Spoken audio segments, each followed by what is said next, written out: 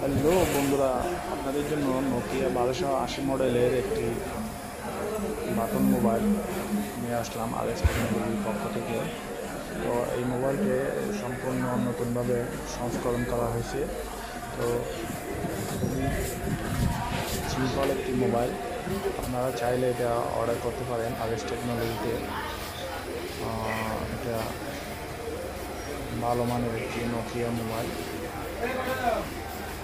খুবই সুন্দর এবং সিম্পল।